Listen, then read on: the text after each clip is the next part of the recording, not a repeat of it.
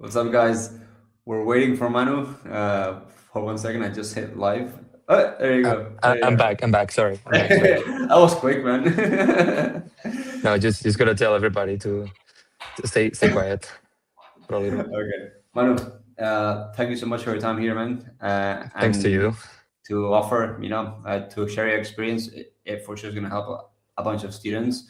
Hmm. So before we start, like having might as well, we just started. So, like, can you give a brief introduction about yourself? Like, what got you started in Valorant, and why you decided to go to the US? So I started competing around the 2022. I'd say 2022, beginnings of 2023.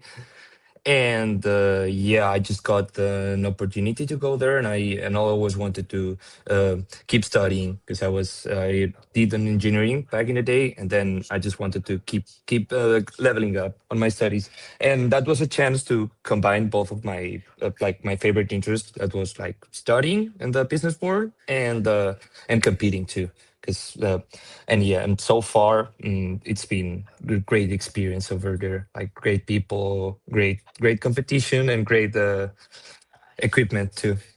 And when you were in school or in uni back in Spain, how did you combine the competitive aspect with the academics? Was it like tough, or you could do without a problem?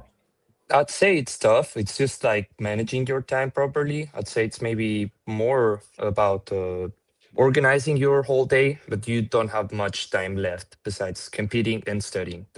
Your life. It's exactly that. There's not much more time to do. And how does that translate into like the collegiate esports system in NA? Like, how do they balance the academics, the competitive, and do you have time to do anything else? Yes, no, I'd say it's way more balanced over there since you have like the facilities in your own college, so you can end up class and then you want to go grind some rank or you have practice early, you can go to the facility. Maybe some colleges don't have a facility, but at BSU we do have a facility, and I spend a lot of time there, not only competing or playing. I go there in the weekends, for example, to do my weekly assignments, get rid of that. It's a great environment over there. But yeah, I'd say like probably their best strategy is to like not burn you in the competing side, and they push you up on the studies side. So that's great too. That's a properly balanced. So you prefer the esports arena than the library to get your Yeah, assignment done. I'd say Why? so. I'd say so since you have because you have the fridge. It's like way more cozy. It's not like a big library with everybody. There might be people talking or whatsoever. There, you just put on your headphones and you can barely hear like the guys that are at the end Mhm. playing another game or whatsoever, and you can just log in there. It's a wonderful place, like the BSU facility actually. And do you guys like choose like the same classes, or like do you study the same similar majors? Because like the first 2 years usually you have like gen ed classes, but like how's the how's the dynamic there?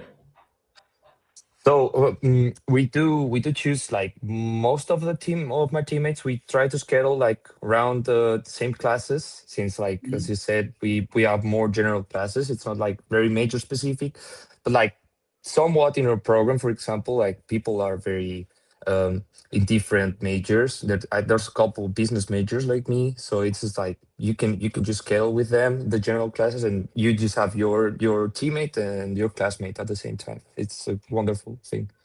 Okay, and how does it balance? Like, for example, when you choose class, then you have the practice schedule, then you have to compete.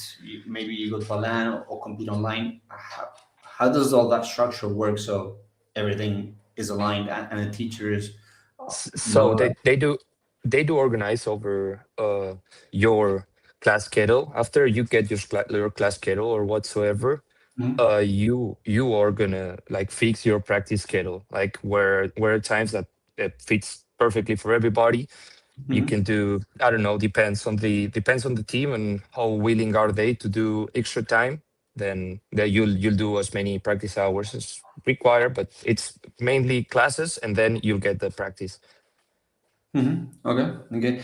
And when was it like that the let's call it like the turning point of you saying, the US, like Valorant and getting a university degree in the US is a good idea?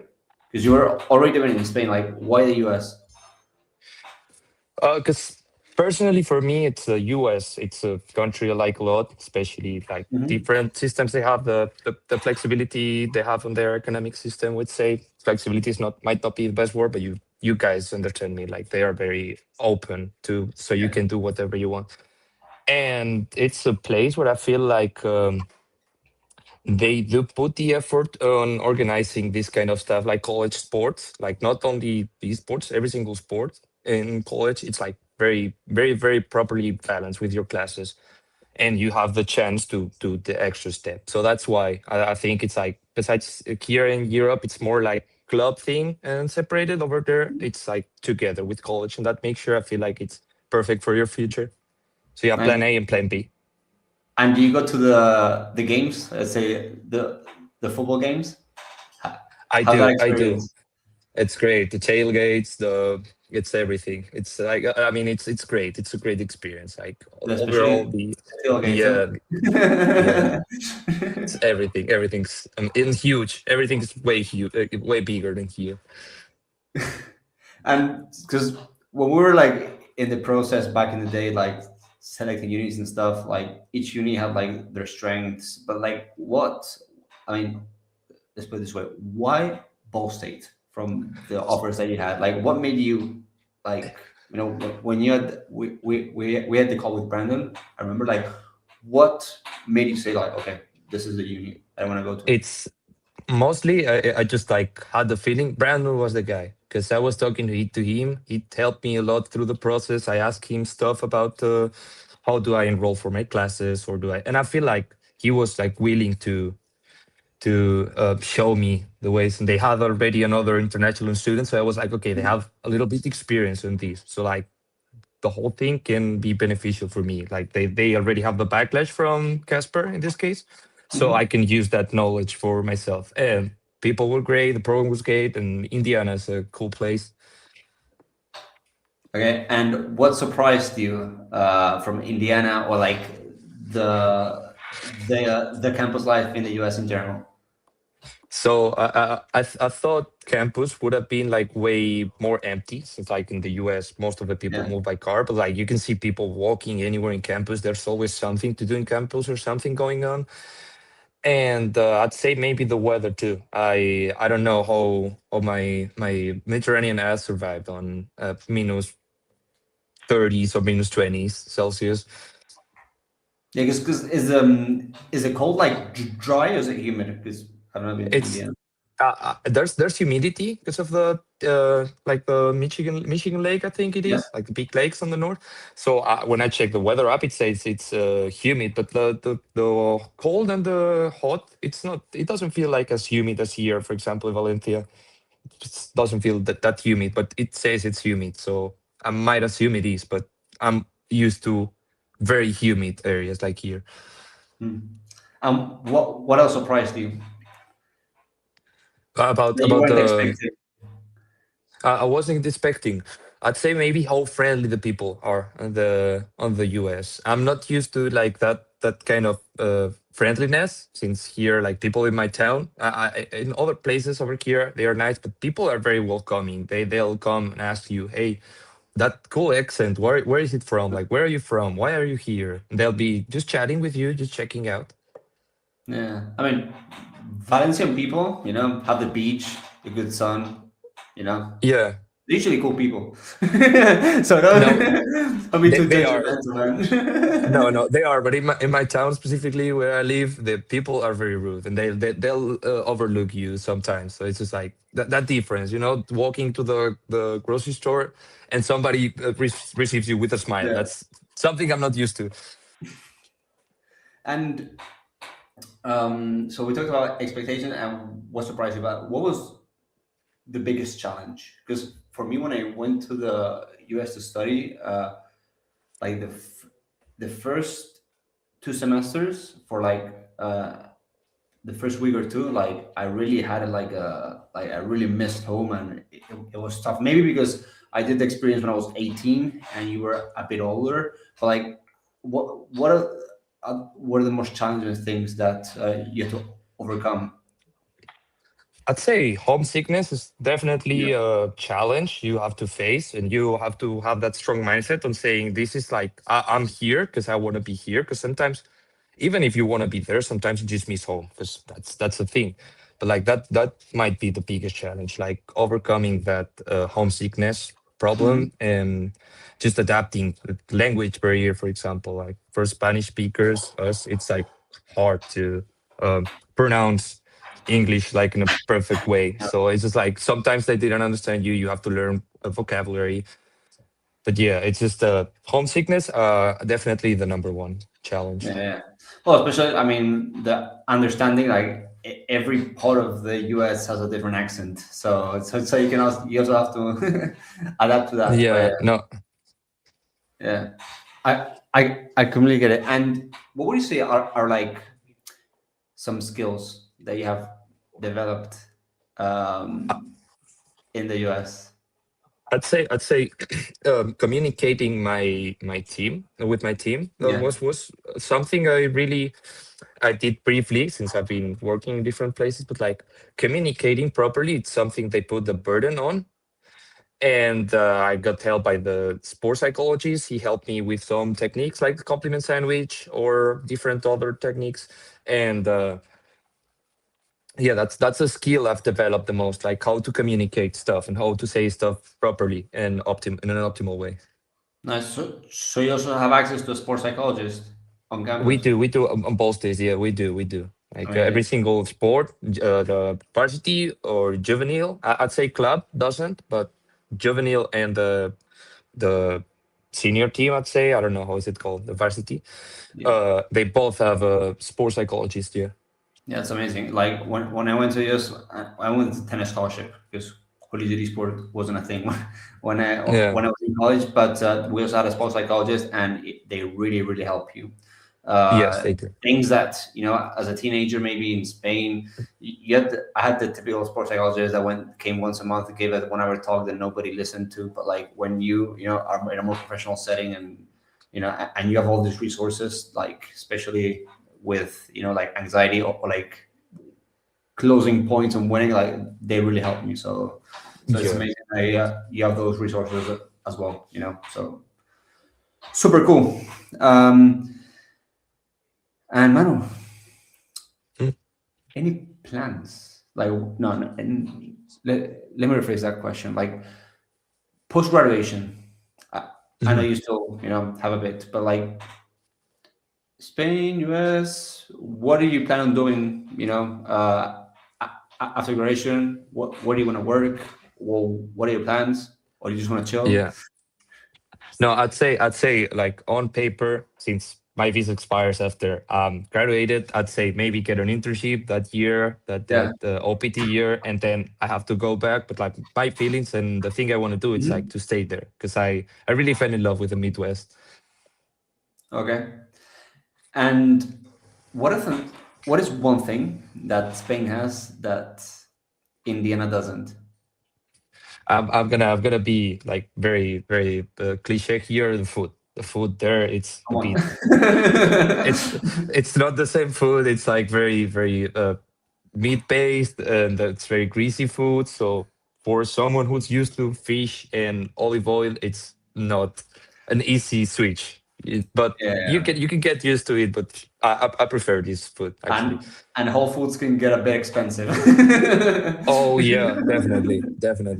So yeah, because it's weird, because like in Spain you go to the supermarket, and like the processed food and like the natural food, uh very similar prices, and sometimes even cheaper, but in the US you really see the price difference in between like processed food and like natural food, Yes, and sometimes it's like, you know like yeah. you need to have the balance.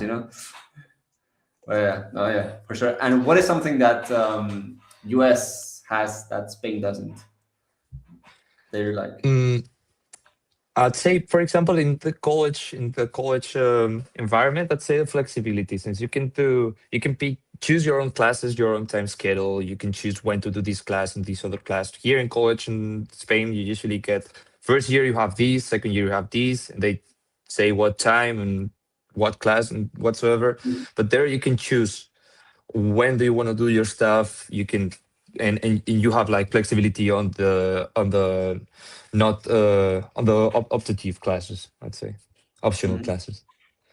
And besides flexibility, I only mentioned like what is like one piece of advice? I'm gonna tell you like five. One that you would give like students that are thinking about this opportunity that you would have liked, to have received like that knowledge. Organizing since day one, since you say yes, because you if you're sure you want to go, you have to from day one organize, because like the visa process takes a bit. uh the registering for PSU takes a bit. You have to translate all the stuff. So like having a good organization all throughout the process to access and during class, so you can compete on the best level possible and study on the best level possible too. Mhm. I'd say organizing it's key. It's like the key to do everything. And in terms of classes, because you went both to uni to Spain and like now in Indiana in Ball State, like what are the differences in like is it more like in terms of like practical and more theory? Like what's the difference in classes in the education I'd system? I'd say since I'm on a business major and I've been like in engineering here, I'd say the main difference is like work over there. It's on a daily basis, so you get a little work, like one chapter you are doing each day. You get that chapter to do some assignment or some quiz or whatsoever. And here you just do the chapter and that's it. And then at the end of the month, you have like five projects whatsoever from like all the chapters you've gone through. So I'd say it's way easier to catch up on a daily work since you are checked out on a daily basis. Yeah, that's what I had as well, like that change, because like I did the UK system, the AS and A levels, and it was just like like a mock exam in January and you study in September, and then the official exam in like May, June, and and that was it. Everything it was in one exam. Okay, like in June, that was it. If you for whatever reason did something, or you weren't feeling well, like that was it. And the US, it was like presentations, assignments, and the final Yeah. exam was sometimes like 20% or 25%, and the rest was in like all the work that you did throughout the semester. So I really like more that consistency than just like it's all in one exam, and so yeah. Yeah, sometimes you just have a bad day and then and Mhm. maybe you know about the class, maybe you know whatsoever, but you just have a bad day and that exam doesn't go on the best way and you get like less grade that you could have. So that's why I rather have the daily work. And I can remember way easier if I have to remember one chapter a day than uh Mhm. 20 chapters at the end of a semester. It just Yeah. doesn't make like that much of an effort on a daily basis. Mhm. Manu, before we wrap up, like, is there anything that you would like to mention that we haven't talked about? Yeah, I'd say I wanna really thank you specifically, for example, because you guided me properly throughout the process, and you presented me many different options. And I'd say those options were every single option was great. I chose my personal best, but I feel like everybody can have their options because we looked around one specific area and we got like many different options. So I can't even imagine if I'd say the whole US. So like there's always a different college for you. Like I'd say anybody who wants to go has its different place that will fall in love with. Manu, thanks for the free promo, man. Thanks. No problem, no problem, no problem. It really helped us a lot. Okay, man. Well, again, thank you for your time, and as always, we stay in touch, and I'll keep an eye on you in all your progression. Okay, thank you very much, Ivan.